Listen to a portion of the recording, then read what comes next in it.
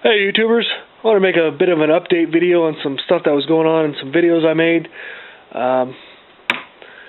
First one is, I'm going to make this as a video response to the Champion Traps and Targets high flyer thrower. And if you saw that update, you can also tell by the nice bend here that this arm bent down like that. So what it did is just put a sheet metal channel, which you'll see a little better on that video, to support this arm. But what it didn't do, which I should have thought of, is I didn't screw on the arm to that piece. And what happens is a lot of picture, but it starts splitting across right here where the got some metal fatigue where it bent. And now I got a nice split there, but so I bolted it on, and also this spring is cranked as far as it can go.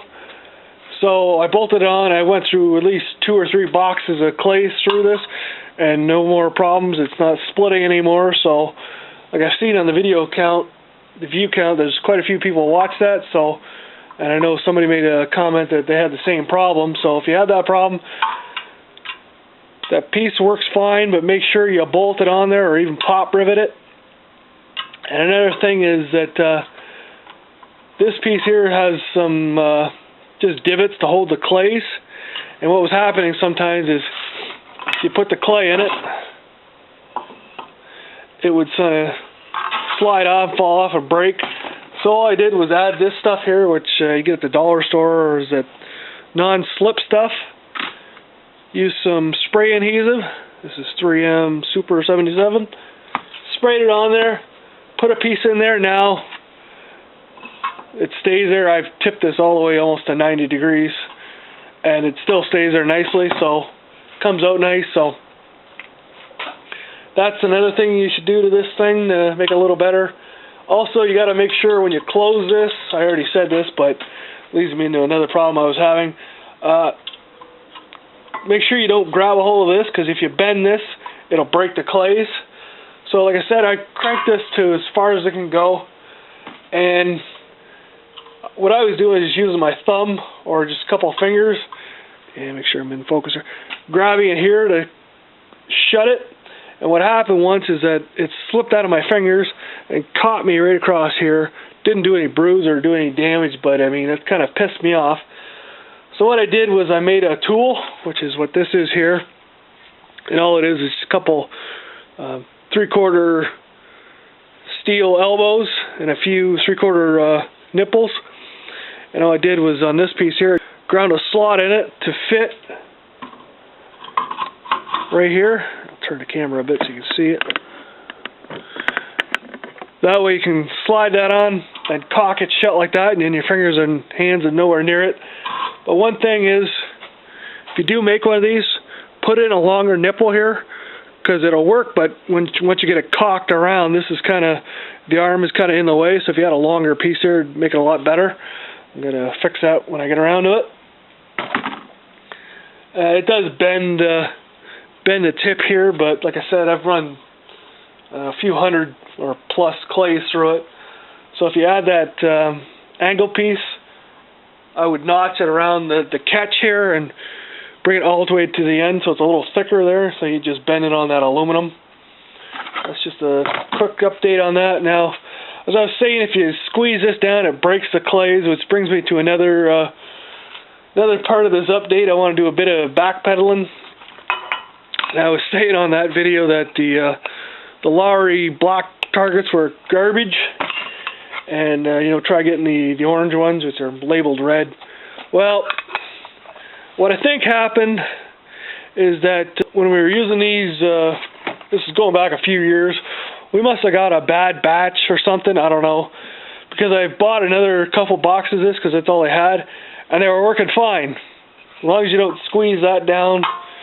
And because if you squeeze that down, no matter which one you're going to use, as it comes out of here, it's just going to shatter it. But yeah, I was using the black ones, and they seem to be fine. So, like I said, it must be just a piss poor quality control on those ones. I don't know, but so just want to mention that for anybody who cares.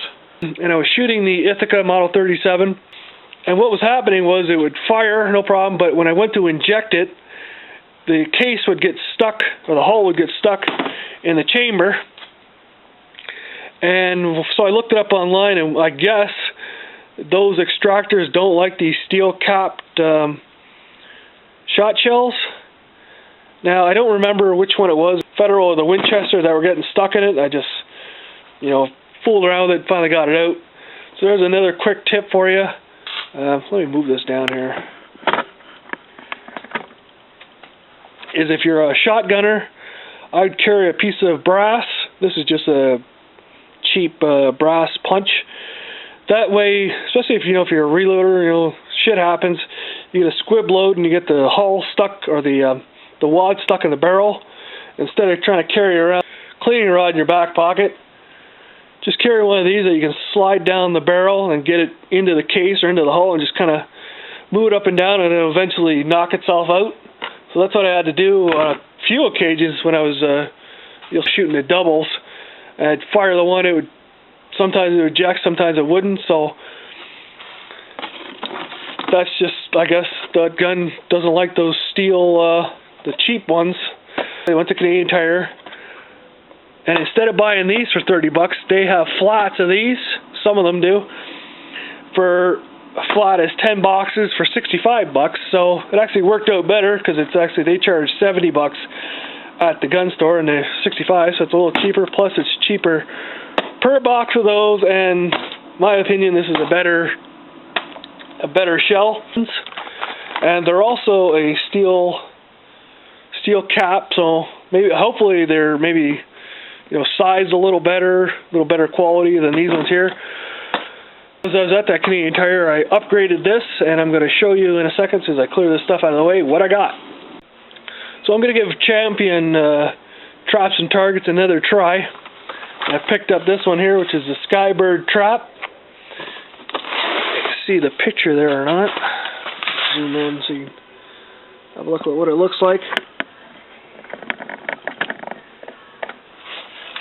Now, it's supposed to, according to the literature here, throw the standard targets, which are here, the 4 1/4, out to 70 yards, which is pretty good. And says to throw the smaller ones, the middies and the minis, even farther. So that's all right, because that's basically, if that thing will throw it 70 yards, a single, that'll throw it twice as far as that the high flyer.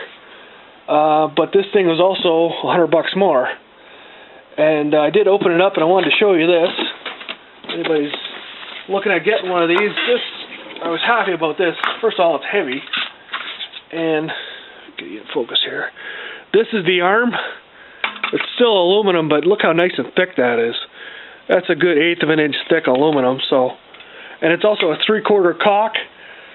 So a little easier to cock it back after you throw them. Oh, another thing real quick. You can mount it, you can use it as a foot pedal, or you can mount it on a post, a 4x4 post, which is probably sort of how I'm going to mount mine. I'm going to mount it again on a 45-gallon drum, but I want it to swing. It weighs under 20 pounds, high-strength aluminum, heavy-gauge steel. Yeah, it's got quite the weight to it, so that should be good. So I will get it together. Like I said, I'll throw doubles, which is nice. If you see that the video on the recoil, I showed a little clip where I was throwing doubles, and with the high flyer, and you'll see in there the first target just kind of flops out of there. So hopefully this will throw them a little further, a little more uniform. That's all I got for an update. I don't want this to run on too long. Already has. So, thanks everybody for watching, and as always, we'll see you on the flip side.